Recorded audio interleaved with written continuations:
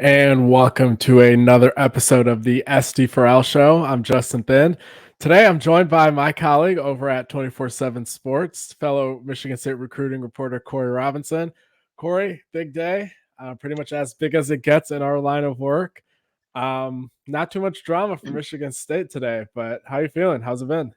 Yeah, it's been a hell of a 3 weeks, especially Yeah, the last 72 hours or so has been pretty yeah, crazy just with the staff coming in late and having to fill the class up so quickly in the transfer yeah, portal, where usually this stuff is done most for the most part in June or July. And this year it's definitely been shotgun, but it right. gives us some adrenaline to run on.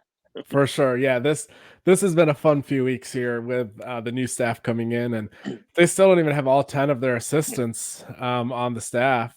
Still technically just 8 officially hired, and they don't have a full recruiting department yet. I know Cole Moore has done a good job carrying a lot of the heavy lifting, and they have a couple other guys that also came over from Oregon State. Michael Doctor, director of recruiting, being another one, and the thing of it is though is like nobody cares and everyone demands results, and you have to go ahead and get these guys signed and get a solid recruiting class and a solid portal class, because this really sets the foundation for not so much the high school class, as that probably won't pay dividends for another 2 or 3 years and at a lot of positions, but especially the portal class, where it sets the trajectory of your rebuild of how are you going to do in year one, and then how much juice are you going to have on the recruiting trail in your second off season, which is your first full one, and all that. So these first 3 weeks were absolutely crucial in how they were going to define their tenure at Michigan State, and I think they've done a great job in that regard. Um, we can talk about some of the portal guys as well, obviously the Aiden Childs, Jack Vellings of the world, but I guess just chronologically, so I guess naturally one of the portal guys we'll talk about that way. But chronologically today, this morning, one of the first real developments was Michigan State picking up a transfer defensive end from Middle Tennessee State in Quindarius. Why is the name escaping me? Done. Oh, Dunnigan. Yes. Yeah. I remember because his Twitter name is Quindarius Dunn, and that threw us for a loop for like 30 seconds. So, yeah, Quindarius Dunnigan, 2023 Conference USA second team, and a lot of pass deflections. Not a ton of sacks, but good amount of tackles, good amount of pass deflections. Off the surface, for me, I see a guy that would be a much better addition than a Drew Jordan, but also not somebody that is going to be probably all conference. I think he's going to be a guy that could be a fringe starter, maybe a starter, but definitely a rotational piece and an impact player. What do you make of Quindarius, Corey? Yeah, it's looking at his tape, which obviously I've only watched it a couple times. You see that he's got pretty good burst. I think he's more of a strong side guy where, he's gonna be good against the run and then kind of bracket the quarterback in a little bit. He's got, like you mentioned, Drew Jordan. I think he's got more explosive athleticism than him, uh, and probably longer arms. So yeah, I think he'll be a solid addition. I mean, he's not going to be a guy Right. that you expect like Jacoby Windman, where he came in and just like got stacked up a bunch of sacks, but he's going to be a guy that's going to help you stop the run, which is, if you talk to defensive coaches, that's the first thing every defense wants to start with. So Right. he'll definitely do that, and then obviously he's got good timing and active hands to be able to get 8 deflections in one season. Yeah. Yeah. That shows like good awareness too. Like he knows, all right, I'm probably not going to win this rush based on like kind of 2 seconds into the rush. You can kind of see it. I haven't gotten good leverage by now. I'm probably not going to get there by the time the quarterback throws it. Just having awareness and football IQ to just say, all right, now I'm going to become a pass defender instead. Yeah, And that's a good skill to have. And he also, having played a lot of football, kind of gives you stuff like that. And he kind of knows yeah, maybe what play is coming. Whereas he might not be a freak athlete that's going to be able to shut down every play just off of athletic nature, but he's seen stuff that other guys haven't seen to make up for it. yeah. Um, 17 and a half tackles for loss in two yeah, seasons too is pretty good. for So sure. that says he gets good push against the run and kind of just holds Yeah. his spot and uh, makes plays in the backfield still, even if it's not a sack. Right. Exactly. Yeah. Like not everybody is going to be a pass rusher at defensive end. Some guys are just going to be solid run stoppers. And there's guys in the NFL that make a lot of money doing that. They might not make Pro Bowls and get Defensive Player of the Year consideration because sacks are like the shiny stat that everyone looks at in that regard. But a lot of teams have a lot of guys. Brandon Graham has done that for the Eagles for 14 years now. It's just you need guys of different molds at all the spots of the defensive line. And I think this is a great sort of pickup in regards to the impact that he could have and the winnable recruiting battle that they kind of managed here and navigated. They didn't get into a battle where there's 18 schools that are after a kid, and Florida State and Texas A&M are throwing big bags. Well, at the same time, it's not just because he's not going to be an impact guy or because people have given up on him or no one wants to give him a flyer. He's a good player that you didn't need to battle Miami and Florida State for. You got him on campus. You got him to commit without taking any more visits, and that's just a nice clean-cut recruitment. And that's kind of how this staff has been efficient this whole time. And kind of the way that I look at it is this right now, he probably is Michigan State's fifth best transfer out of five, right? Maybe four, probably fifth, right? Yeah, I think so. Just because I think the other ones are so solid. Right. So based on that, if he's your fifth best transfer by the end of things, which he won't be, I'm pretty sure. But even if you were your fifth best transfer at the end of things, and this is a Conference USA second team guy, I think that alone is a very good pickup right there, based on that sentiment alone. Yeah, because as we know, they're going to add more guys later this window. They're saving spots for the spring too, so it'll be good. A good portal class. Yeah, definitely. You're seeing guys that are coming in that have had impacts on their teams, which I think is a key thing. I think in the past we saw some guys come in really early that they didn't really have any track record at the previous stops. So I like that they're getting guys that they know what they're getting out of them as a college football player. And I think every single guy out of the five right now, they're either going to start or they're going to be in the two deep and basically get starter snaps. So, Right. yeah, definitely really smart pickups there. Yeah.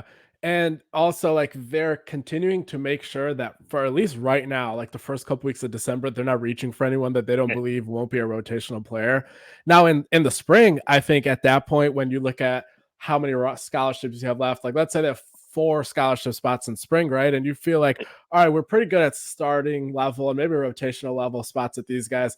So let's take a redshirt freshman safety that maybe didn't get a good chance at the school he was at. And that's where we kind of start taking your guys like a Marquis Lowry when Mel Tucker and the staff got him. I thought that was a fine pickup. But I don't think that's kind of one of those things where you're like, oh, he has to be my very first pickup right when the portal opens type of thing. So, like, I don't mind those guys. I thought actually Marquis Lowry has played well at Michigan State in the rare times he's healthy. But guys like that need to be managed in a timeline sense where it doesn't need to be the guys you're running after and grabbing right away. They're grabbing the impactful guys that can come in and play right now. And then they know in the spring, hey, in the spring, a lot of guys that enter the portal are those guys that maybe they don't like where they're at on the depth chart. Or maybe if the new staff that came in at their school, they don't like them as much as they thought they would when they first got hired in December. And maybe in April, they're like, oh, this new coach that, I don't know if you're talking about Indiana, this Kurt Signetti guy that we hired in December, I thought he was good. So I stuck around in Bloomington, but now it's April, 5 months of this guy. I'm not a fan of him. Now I'm hitting the portal.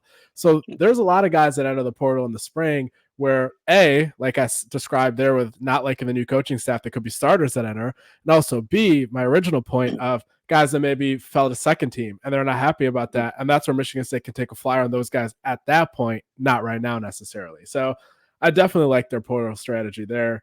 Okay, so wanted to go chronologically, spent a lot of time talking about the portal there, but the next thing that kind of happened today that was notable, I guess really the only 2 things that happened today that were notable, really, because everything else we kind of knew that was on the horizon. But that's Ryland Jesse from La Mesa, California, right outside of San Diego, committing to Michigan State.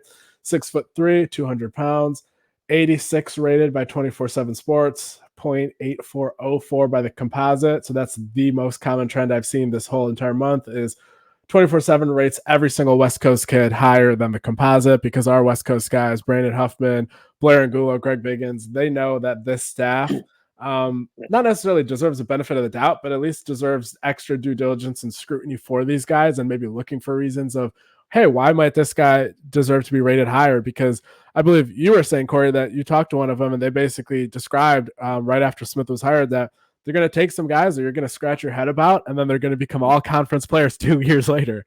So Yeah, that's why, yeah, they've learned from what's happening and kind of like right, taking a deeper look. Plus, I think even if you didn't work for 24/7 and you were being honest with yourself, those are the three best guys on the West Coast, regardless right, of where they work. So I mean, no doubt.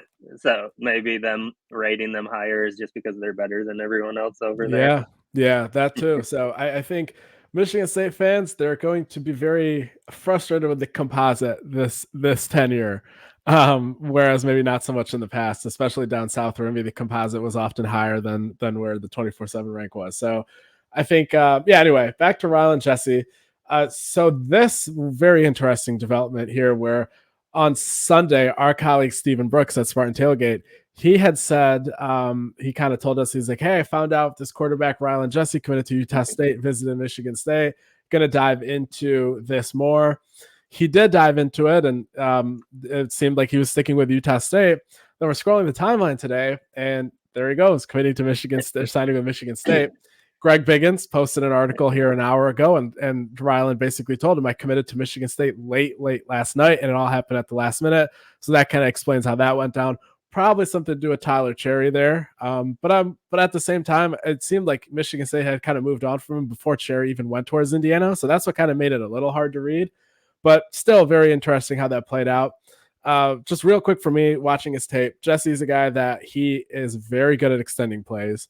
That was the number one thing I kind of saw there. He has a live arm. I don't see any plays where he's throwing the ball 70 yards downfield, but he has a live arm with great velocity, but he also doesn't throw one speed, and he has good touch. Corey, what do you think of the pickup for Rylan Jesse? Yeah, he's someone that the staff at Oregon State, they were in on him for months and months trying to get him, and they actually struck out twice with him at Right, Oregon State. But then Tuesday night, they kind of went back after him again, and the bigger brand of Michigan State was what ended up sealing the deal to go along with those relationships. He felt right. comfortable enough to come do it because like Utah State has done a good job developing Yeah, quarterbacks Jordan for Love. their level, and they've had good offenses. So they have a pretty good eye for that type of recruit. That's maybe not the 5-star, 4-star that everyone's after.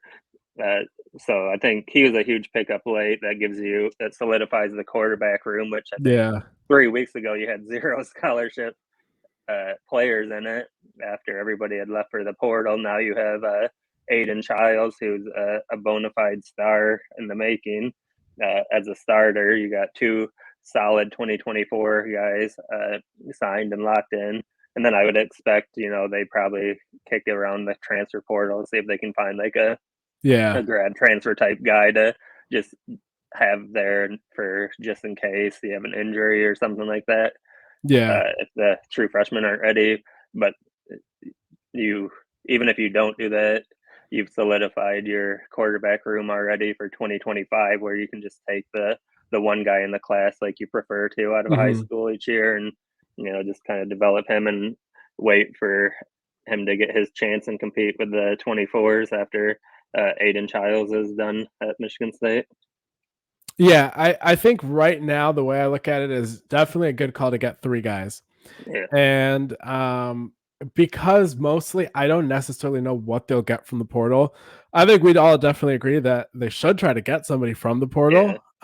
You ideally would like to have somebody that has experience back there. But the thing is I said the same thing on the board and when I was talking to Matt Sheen on his podcast, but Michigan State is not going to get a quarterback like last year or like 2022 where Michigan got Alan Bowman from Texas Tech because he wanted to simply ring chase. And Michigan had made the playoff the year before. They were in a good spot to make it last year, and they did. And Bowman comes in there. He sits on the bench. He just wants to be at a big-time program, and he's okay with sitting on the bench.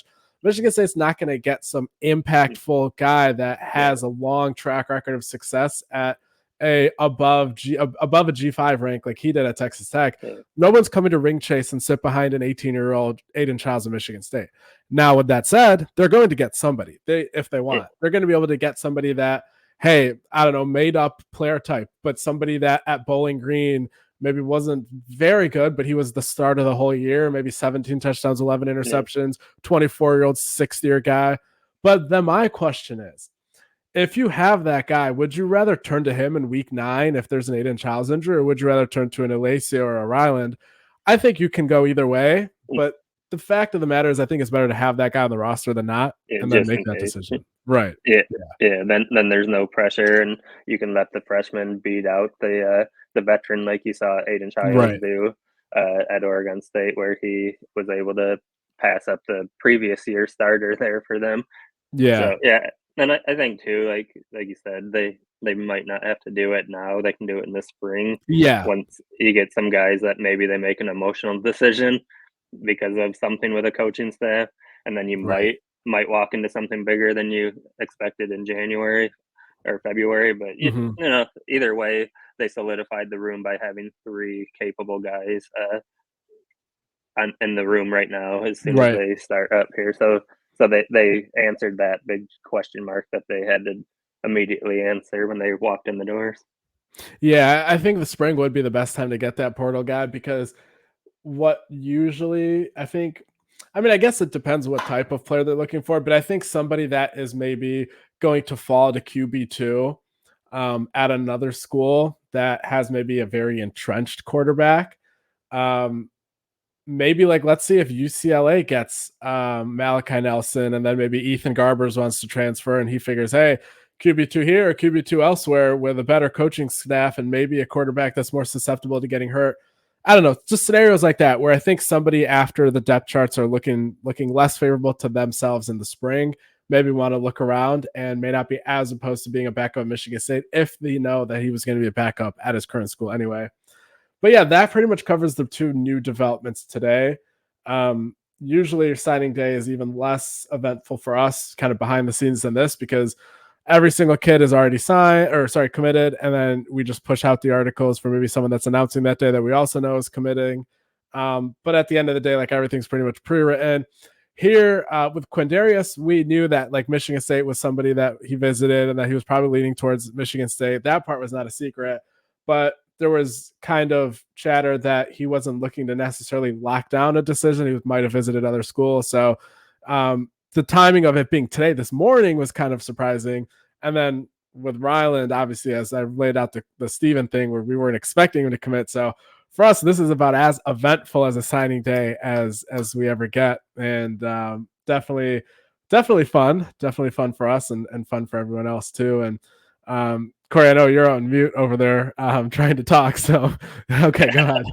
The signing day here, but yeah, Yeah. the for us, like I had made a thread on the Shaw Line VIP board for Mhm. anyone that's a subscriber, where I'd put in when they committed, Right. and then I would link the article because this is one of Yeah. those rare cases where usually the guys were committed and they took their official in June, so there's Mhm. so much that's changed since then.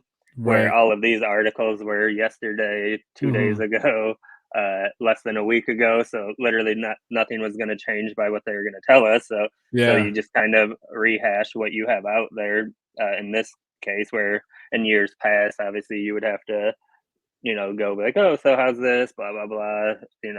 Just kind of catch up with the guys where they're at. Where this year it was crazy while we did it in that week, the last week or so, but in the same way, almost did our signing day work for us a little Yeah. ahead of time, so then we can kind of be ready for the crazier development. Yeah. Yeah, I think the best part about it is like Michigan State was like 90 something, like 97th or something when yeah, Jonathan Smith got here. And I think you mentioned you might have seen like 102 after that. 102 or 104 after Right. Hasselbeck, I think. Hasselbeck. Yeah. So from there to now, I believe I saw their 52nd right before we pressed record here. Um, 53rd on the composite, and then 41 overall, which Okay. includes portal ranking, And then which it'll they have a go, top 25 portal class. and then it should get a bump here in a Yeah, couple and then hours. yeah, as we're recording right now, it's 1:18 when Corey says that. So yep, Brady Pretzlaff should be announcing around 3 o'clock Eastern.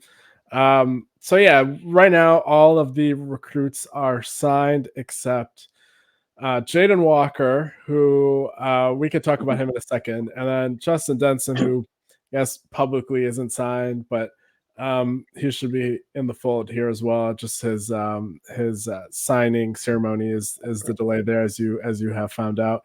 Yeah. So the Jaden Walker thing, I guess we won't go into it too much. Maybe after he makes his final decision. But Yeah. as you have reported, he's waiting until the February signing window. Lincoln Riley has come up to visit him in person at Portage Northern. His assistants have flown up here. They're really prioritizing him. Um, I'll kind of give my 2 cents on it, but I guess anything you want to add on Jaden Walker there, or do you want to mostly Yeah. wait? Yeah. I talked to uh, some people there today, and Michigan State like reiterated that they're going to be patient with him with the decision, Yeah. and they're going to stay with him and not recruit over him. And I think it will, maybe it'll give him a chance to see how much USC was hard selling and how much they want him, type of deal. Hmm. Because now does USC keep looking for other guys or fill up in the portal, or do they hold a Right. spot? So yeah, definitely something to keep an eye on. I'm still kind of feeling like I expect Michigan State, but obviously with Right. him not signing today, it leaves some wiggle room. Yeah, and that's what I wanted to touch on a little bit briefly, the hard sell that Lincoln Riley's giving him.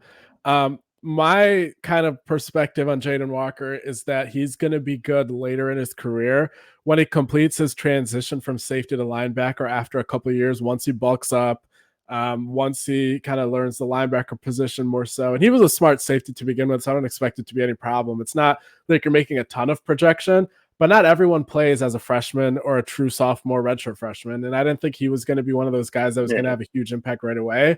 But Lincoln Riley has a different evaluation on him and thinks he's going to be the hero of the defense. And Lincoln Riley, not necessarily a ball knower when it comes to defense. I wonder if that's just him being disingenuous to try to say whatever to get the yeah, kid to commit, or if maybe that's his real evaluation on him. Either way, I don't think that Michigan State should do anything differently than what they're doing now. They shouldn't overpromise just to try to get him just because that's what Lincoln Riley's doing. If the kid and his mom decide that USC is best, then good luck to them. I don't think Michigan State needs to change their approach at all in this recruitment. And if Walker sticks with Michigan State, good for him. If he doesn't, good for him as well. But I don't think Michigan State should change their approach just because Lincoln Riley is possibly saying stuff that I don't know if I necessarily believe. But that's just my 2 cents on it. yeah, definitely. I think Yeah. this staff is really good at they know where the value of guys are. Right. They're not playing the the desperation game Yeah. that we saw here previously, where Right. sometimes you're bidding against yourself a Hmm. couple years ago Yeah. for guys. But yeah, so I think they know what the value are. They know what they have to work with as a program, and they know Right. what they need to win. So they've got to handle that Right. the right way. And like Walker's a high upside kid, but Hmm. I think everybody knows that it's probably 2 to 3 years before Right. he's ready to be a Big Ten linebacker, just because of the size and Right. stuff like that. He's not, he's got to add some good weight. Right, for sure. Yeah, and I can see the appeal. Obviously, like USC, I get that they're like very, very, very shaky at defense, but Danton Lynn, I kind of liked him when he was at UCLA, and I tweeted about how MSU should have hired him, but Mhm. I don't know, like Lincoln Riley throwing 2 million at him and like a housing stipend and thinking that's just going to fix their whole defense, and then just his blueprint, which it makes sense on the surface, but his approach and application is kind of lazy, where Yeah, he thinks, oh, I'm just going to recruit Midwest defensive kids, West Coast offensive kids, and suddenly my defenses are not going to be soft. You still have to recruit the right kids and you still have to evaluate them correctly. And the guy that's and going to be developing Jaden Walker, if he goes to USC, is a former head coach in North Dakota State that hasn't handled a position group in a while. And I don't know. And Dante Williams, their cornerbacks coach, just left to take the Georgia job, and they're having 5 stars transfer out left and right. And I don't think Corey Foreman was that good, the 5 star that just entered a defensive end. So I'm not gonna laugh at Lincoln Riley for that. But I don't know. I just if I was a defensive recruit, I'm not going to USC. yeah, Um, I don't blame the kid for taking the OV. I probably would too if I was yeah, 18, 17 and Lincoln Riley's flying over here. The least I can do is take a free trip yeah, to Los Angeles in December, no doubt. But I'm not trusting Lincoln Riley to develop me as a linebacker personally. Or be patient with me. Right, exactly, and that's not like Michigan State bias. Like, there's other schools that I could recommend that I would instead say would be a good choice to go to. Um, even like a I guess if you're looking for a flagship school that's maybe been annoying to Michigan State, Oregon, I would say definitely if Oregon is recruiting him right now instead of USC, I think that'd be a good move for him. Even like a Texas with the new Steve Sarkisian era defenses they have there, even though he's the offensive guy, but like, yeah, I just USC, it's just not it for me in terms of defensive guys. All right, looking at just kind of the class as a whole, they're going to end up with 24/7 Sports 4 stars, Rustin Young, Nick Marsh. Big that they kept Nick Marsh in the fold here. Great pickup in Rustin Young there. So offensive line, Corey, they're going to have Rustin Young, a 6'5" true offensive tackle, 275. Peyton Stewart, 6'7", 270 pounds, another true offensive tackle. And then Mercer Lunowski, another true offensive tackle. So 3 true OTs. And then you have Raheem Johnson, the undersized Boise interior offensive lineman that's been held back ranking wise just because of his size. And the other Lunowski twin in Big Chuck. So good O-line class. What do you think? Yeah, I think looking at how it evolved from a 4-man class, and then AJ Dennis goes decommits, ends up at Illinois. Um, Logan Bennett out of Maryland. I think he's going to end up at Maryland, but I think you can easily see that there's an upgrade with the 3 guys they brought in, where Rustin Young and AJ Dennis are kind of that same type of recruit, Right. profile 4-star. Rustin probably develop or uh, slides out to offensive tackle easier than AJ. I think AJ would be a really good left guard at Illinois. So I think there's that trade off there. And then when you look at the other guys, Stewart, Johnson, uh, comparing them to Logan Bennett, they're both better than Logan Bennett. Logan Bennett's kind of a big guard that you could probably count on him for run blocking, but those guys can't necessarily pass block as well, just with that type of body Right. build. So I think they upgraded overall at the offensive line. I'm a person that loves offensive line, and I think you should take 5 Right. guys in every single class, because with the injuries and guys just not panning out because of development or whatever else, I think you Right. always take 5 and let everything settle itself out, and the guys that aren't playing can eventually go the way of the portal, and you just keep replacing and replenishing that. Right. So very, very smart move on my part. If I'm the coach, I'm taking 5 offensive linemen every year. So Oh yeah. kudos to the staff for doing that, because we haven't Yeah. And seen that at Michigan yeah. State in a long time.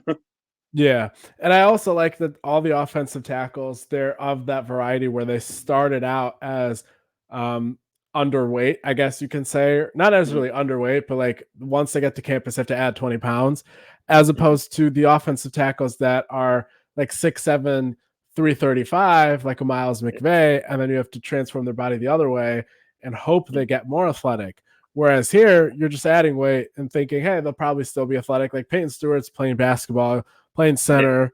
Um, and I think at yeah, the end of the day, like these guys have the perfect mold and the archetype to kind of come up and be the kind of true offensive tackles that Michigan State started to get, like a Stanton Ramel yeah, and Ashton Lepo under Coach Cap, but didn't really see the field. I think now they're going to be able to finally see the field, mostly because yeah, those guys are now starting to become the yeah, upperclassmen.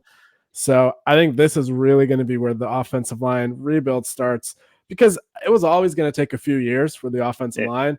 The complaint that I had was never about the time, and people like didn't want to listen that it was going to take 3-4 years for the O mhm, line rebuild, if not even more, because really the first real O line class was 22, yeah, and even those kids this past season were not going to be playing as redshirt freshmen. So it was probably even going to take more than the 3-4 years I said. But the issue is like the older guys regressed and the right guys weren't playing. So those are all yeah, fair criticisms. But I always said that even with Cap, all the flaws people said, that I don't think that the timeline was bad. It was just mhm, same back and Duplain. Those guys should have been a little better. But now, again, you have an offensive line coach that everyone out west, unbiased, independent people are saying he's the best offensive line coach west of the Mississippi River. I think maybe even west of like Michigan or something like that. And even him, we'll see. But I don't think Coach M's going to be magically getting left tackles in the portal to come in and be all Americans. And I think it's still going to take a while. We'll see how long. Hopefully the older guys don't regress and the younger guys develop, but I don't think this is going to be an overnight retool. But I do think this is a good foundation to start the process. Yeah, definitely. I think it helps that he has those 22s that will be a lot more physically ready. Bringing Ethan Boyd and Brandon Baldwin back from the 21 class, who they had a lot. Baldwin has a lot of starts under his belt. He just needs some refinement, I think. Steven's a fan of him, so if he doesn't pan out, then you can come after Steven.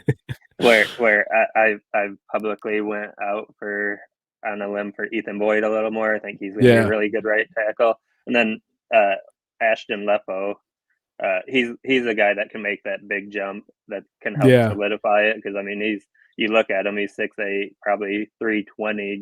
He's just a massive NFL looking left tackle. Right. So if he's probably ready to make that big jump up and challenge for a starting job at least.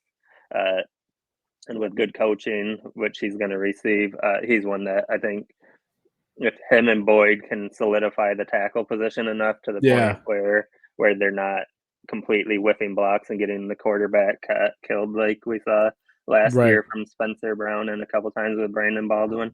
Like that's a big key. And then I think for me, I think they need to find a center. Just because you want an experienced guy there that kind of knows the play calls and stuff like that. So if I'm Michigan State, I'm looking for that, and hopefully, I guess we'll have to look over the Oregon State roster here and see what they have in that position group, because I think it wouldn't come as a shock to me that after December 29th bowl game they have that some of those guys enter the portal after that, and I would assume this coaching staff would quickly go on the guys they want. Right. They don't have a lot of guys on O-line that have remaining eligibility. I think Joshua Gray, one of the tackles, was one of them. And I think they might have one more, but I think 3 or 4 of their starters were off to the NFL after this year. But programs all over the country, like to your point, after the bowl game, they'll definitely have guys enter. I remember I was watching the Marshall Frisco Bowl last night with Marshall and UTSA, and their best edge rusher entered this morning right after playing in that bowl game. So you're going to see that all over the country here. So that's why, like what I was saying earlier, the fact that they haven't taken any flyers yet as of this morning in the portal is definitely good. Smart. Right. It's not to say they shouldn't take flyers in the spring or at the very end of this window, but just that you shouldn't have taken them in the first 2 weeks. And that's great to see. I won't tie names to it, but I think people, if they do a little research on last year's portal, there are some names that immediately were picked up quickly, and like we didn't even have anything to say for it. Like we couldn't even be like, well, maybe. We saw it and we're just like, I don't understand why they took him either, but here we are. And then it made them not be able to go get some better names that jumped into the portal weeks later. So like that was absolutely poor planning and some bad evals from guys that thought they were better than they were based off of their previous time with them. Right, for sure. Yeah, that's well said. I guess we'll have some superlatives where Steven is going to be collecting those, and we'll put those out. But one of the superlatives that I was going to ask you about, who do you think is the most underrated player in this class? So not necessarily who's going to be like the best player in the class, but given where they're ranked right now, and we'll say the 24/7 rank, just because that's even more favorable for all of these guys versus what they're going to be. I think we have the same one probably. Okay. All right. So you take somebody else. I'll like, so I won't go with him. Yeah. I'll go Peyton Stewart. Okay. Because 6'7", really long arms, big wingspan, very good feet. When he shows up in East Lansing, I think he could show Marty how to do that drop step that I retweeted last night. Like, Yeah. so I think he's a guy that, he's going to come in as a 3-star. I think he's Mhm. somewhere in the top 1,000 off the top of my head. So he's Yeah. not like he's like way out there like Logan Bennett or someone like that.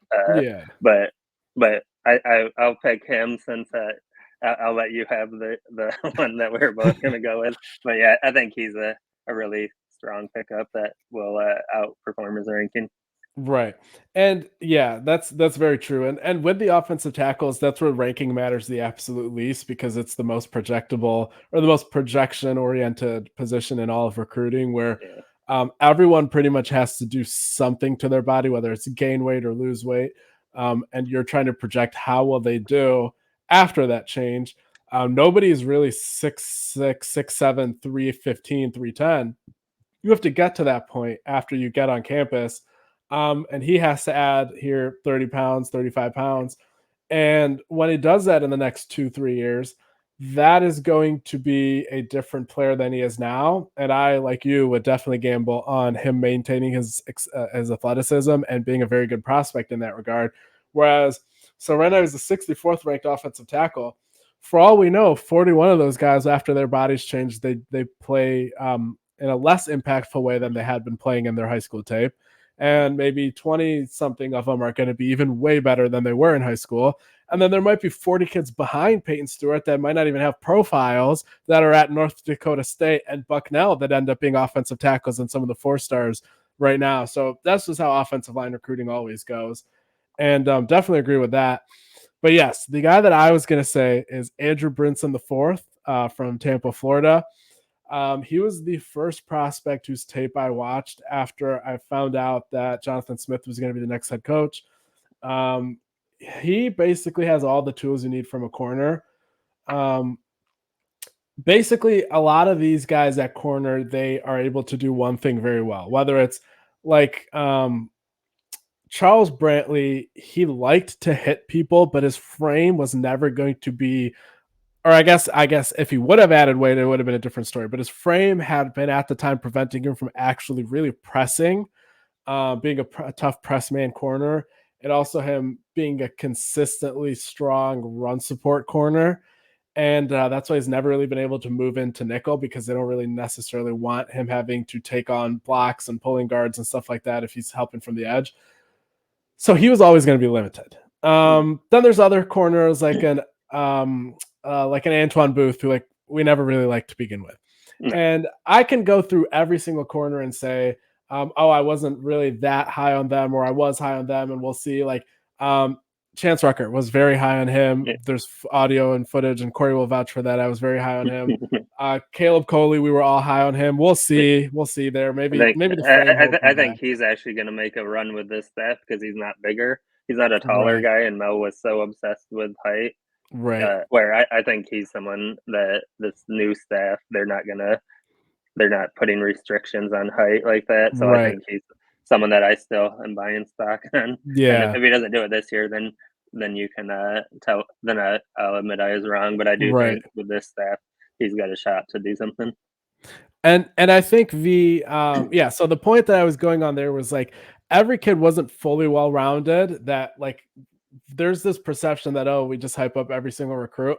With Andrew Brinson, he's one of the only recruits that I can recall in the last 4 or 5 years that A, has the speed to cover 50 yards downfield, smother his guy in man coverage, at the line, press the guy and jam him at his routes and get his hands on him and be tough. Go ahead and play free safety for a play and absolutely light up a tight end cutting through the middle of the field. And also has the ball skills to take the ball, pick six back the other way. There's guys that we said have been underrated, like Caleb Coley, like Chance Rucker. Even I thought Eddie Pleasant should have been rated maybe 1 point higher. There's a lot of guys that we've said are underrated, but like true sleepers that can come in and play right away and be way better. I think like you haven't really seen that at Michigan State since Josiah Scott, and we haven't really said that other than maybe Chance Rucker. And I think one for one in that regard. I'm saying Andrew Brinson might not need to play as a true freshman.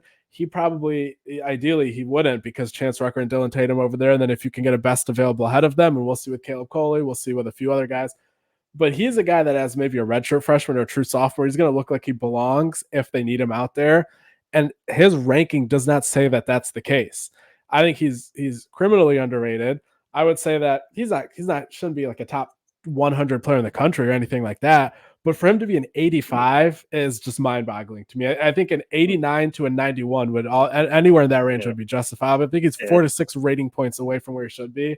And that's really all I was trying to say here. Like, we might have said an Eddie Pleasant is underrated. We might have said so-and-so is underrated.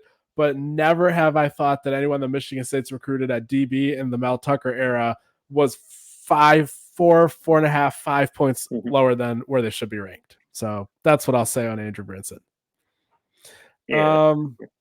Corey, anything else we want to add?